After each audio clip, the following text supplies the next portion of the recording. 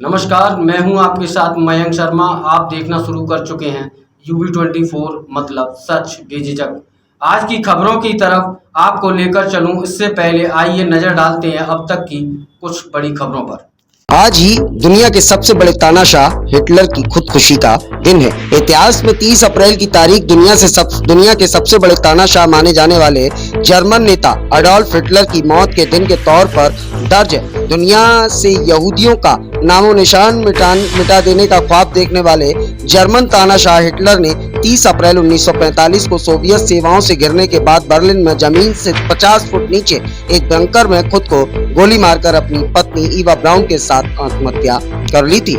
School छोड़ने के 40 बाद फिर आई पढ़ाई की याद। जी हाँ, 58 की उम्र में 10वीं की परीक्षा देने पहुंचे विधायक। देश में जब सर्व शिक्षा अभियान की शुरुआत हुई तो एक नारा काफी प्रचलित हुआ, पढ़ने की कोई उम्र नहीं, पढ़ने में कोई शर्म नहीं। और इसी नारे को चरितार्थ किया है उड़ीसा के एक विधायक ने, जिनकी उम्र 58 साल है। फूलबनी से बीजू जनता दल के विधायक अंगद कन्हार ने 1978 में पारिवारिक कारणों से पढ़ाई छोड़ दी थी, जिसके बाद वह परीक्षा देने के लिए 58 साल की उम्र में 10वीं की परीक्षा देने के लिए पहुंचे। हिंदी विवाद पर यूपी के मंत्री डॉक्टर संजय निषाद भी कूदे, लेकिन सवाल भी हिंदी विरोध कितना सही। इस समय हिंदी पर विवाद है। गृह मंत्री अमित शाह ने हमें संवाद के तौर पर हिंदी प्रयोग ज्यादा से ज्यादा करना चाहिए। उनके इस बयान के बाद अलग अलग तरीके की प्रक्रिया आई। दक्षिण भारत के गैर बीजेपी शासित राज्यों ने कहा कि हिंदी थोपने की कोई कोशिश बर्दाश्त नहीं की जाएगी। ताजा मामला अजय देवगन और दक्षिण के कलाकार सुदीप किच्चा के बयानों से गरमाया हुआ है। लाउडस्पीकर बुलडोजर विवाद में शाही इमाम की एंट्री। पीएम मोदी और गृह मंत्री से मांगा मिलने का समय। जहांगीरपुरी हिंसा और उसके बाद चले बुलडोजर को लेकर जामा मस्जिद के इमाम प्रधानमंत्री नरेंद्र मोदी और गृह मंत्री अमित शाह को चिट्ठी लिखकर मुलाकात का समय मांगेंगे। अलविदा जुमे की नमाज के दौरान अहमद बुखारी ने लोगों को संबोधित किया और सांप्रदायिक हिंसा पर चिंता जताई। भीषण गर्मी के बाद बांदा में 47 डिग्री के पार पहुंचा टेम्परेचर। जानिए अधिकतम तापमान किस कदर कर रहा है परेशान। देश के कई हिस्सों में इस समय भीषण गर्मी ने सारे रिकॉर्डों को ध्वस्त कर दिया है। भारत मौसम विभाग MD ने शुक्रवार को उन शहरों में सूची जारी की जहां तापमान 44 डिग्री सेल्सियस से अधिक दर्ज किया गया।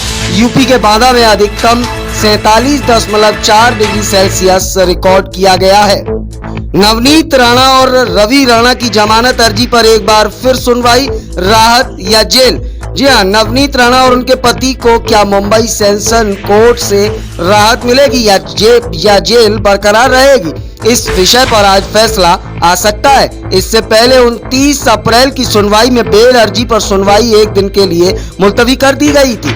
अदालत के सामने राणा दंपति के वकील ने पक्ष रखा तो मुंबई पुलिस की तरफ से भी दी गई दलील। कहा कि राजद्रोह की धारा सुसंगत है, उसका बेजा इस्तेमाल नहीं किया गया है। साल 2022 का पहला सूर्य ग्रहण 30 अप्रैल शनिवार को लगने वाला है। यह खगोलीय घटना भारतीय समय अनुसार रात 12:15 बजे से शुरू होकर 1 मई को सुबह 4:07 तक जारी रहेगी।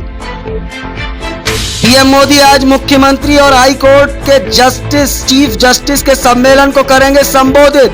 इस दौरान कार्यपालिका और न्यायपालिका के बेहतर तालमेल पर होगा मंथन।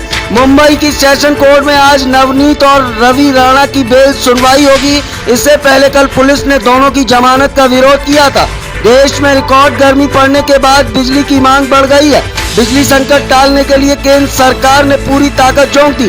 पावर प्लांट तक कोयला पहुंचाने के लिए 657 यात्री ट्रेनें रद्द की गई हैं। साल 2022 का पहला सूर्य ग्रहण 30 अप्रैल शनिवार को लगने वाला है। यह खगोलीय घटना भारतीय समय अनुसार 12:15 बजे से शुरू होकर 1 मई सुबह 4:07 तक जारी रहेगी।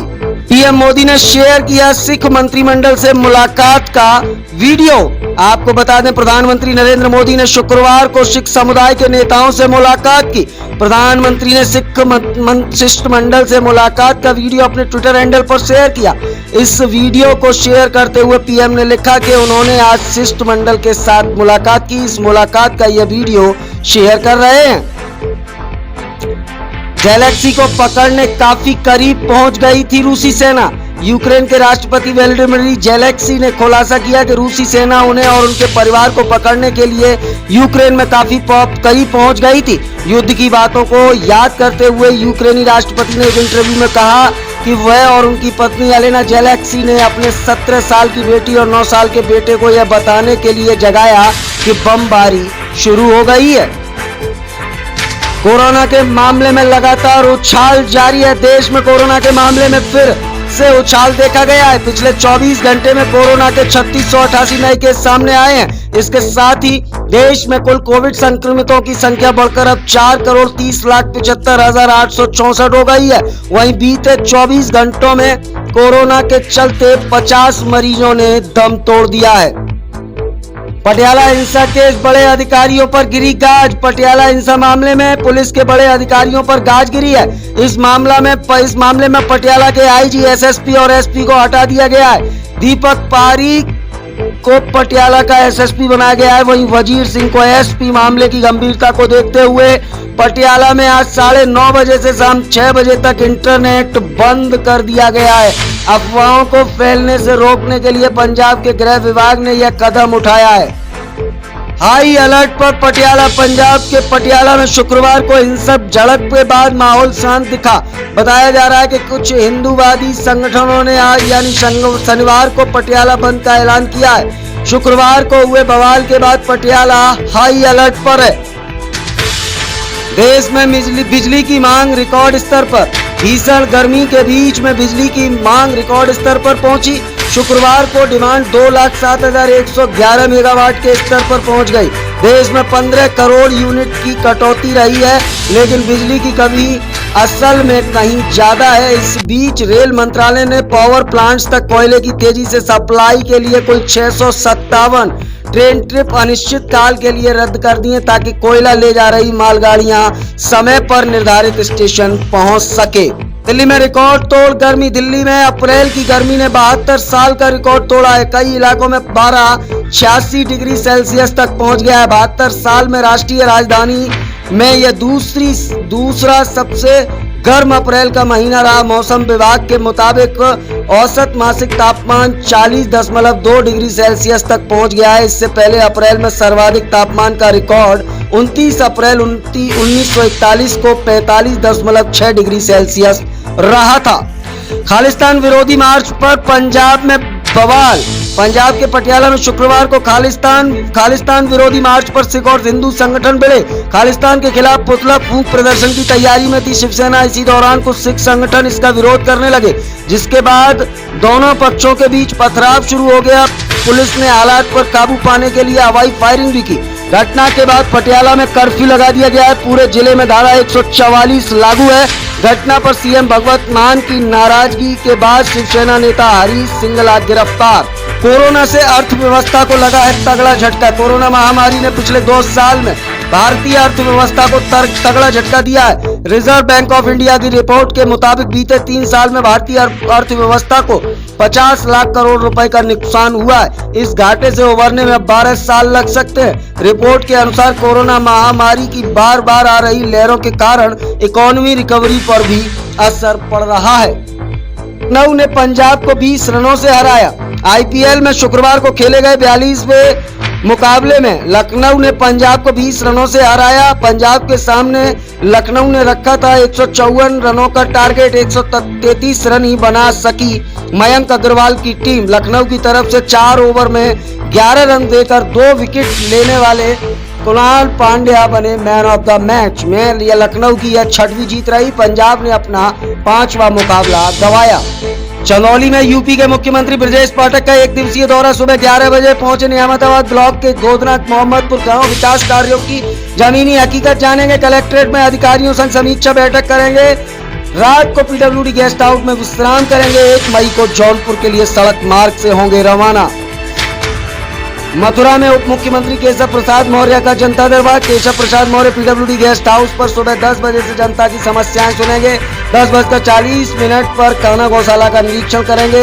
प्रधानमंत्री शहरी योजना का निरीक्षण करेंगे। दामोदर पुरा मलिन बस्ती गेहूं केंद्र औरंगाबाद का भी हाल जानेंगे। ग्राम अनजपुरा में प्राथमिक पाठशाला आंगनवाड़ी केंद्र जल जीवन मिशन का भी स्थलीय निरीक्षण करेंगे। जालौन में साध्वी निरंजन ज्योति का 30 अप्रैल को जालौन का दौरा। साध्वी निरंजन ज्योति दोपहर 1 बजे सर्किट हाउस पहुंचकर 2:10 पर पहुंचेंगी। बीजेपी के प्रशिक्षण शिविर दोपहर 3 बजे विकास भवन सभागार में संबंधित अधिकारियों के साथ समीक्षा बैठक में 5:15 पर कानपुर देहात के लिए रवाना हो जाएंगी साध्वी निरंजन ज्योति। गोरखपुर में विश्वविद्यालय का पहला पुरातन छात्र सम्मेलन शनिवार से शुरू। 3 दिवसीय सम्मेलन का उद्घाटन स्थापना दिवस पर 1 मई को होगा, जिसके मुख्य अतिथि देश के रक्षा मंत्री व पुरातन छात्र राजनाथ सिंह होंगे। कांग्रेस के नवनियुक्त प्रदेश अध्यक्ष करण मारा टिहरी दौरे पर होंगे। मारा शाम 4 बजे टिहरी के चंबा पहुंचेंगे। शहीद श्रीदेव सुमन के गांव जोल भी जाएंगे। दिल्ली में बोले पीएम मोदी, लंबित मामलों के निपटारे के लिए मध्यस्थता की भी जरूरत। बड़ी आबादी के लिए कोर्ट के फैसलों को संभल पाना मुश्किल। न्यायिक प्रक्रिया में स्थानीय भाषा को बढ़ावा देने की जरूरत। न्याय में देरी को कम करने के हो रहे प्रयास। न्याय सुलभ हो, न्याय सबके लिए हो। आजादी के अमृत महोत्सव है। देश नए सपनों को देख रहा है। न्यायपालिका की अहम भूमिका। संविधान संरक्षक की मुख्यमंत्री और मुख्य न्यायाधीशों का साझा सम्मेलन। लोकतंत्र की खुशी का बड़ा पल। दिल्ली में हो रहा हाई कोर्ट के मुख्य न्यायाधीशों और मुख्यमंत्रियों का सम्मेलन, जिसमें लगातार बात कर रहे हैं प्रधानमंत्री नरेंद्र मोदी। देश में लगातार बढ़ रही है कोरोना की रफ्तार। पिछले 24 घंटे में कोविड के 3688 नए मरीज मिले। अकेले गाजियाबाद में 24 घंटे में 68 कोरोना के नए मामले आए सामने। फिलहाल 25 बड़ी खबरों के खास बुलेटिन में इतना ही। ताजा तरीन खबरों के लिए बने रहें UB24 के साथ।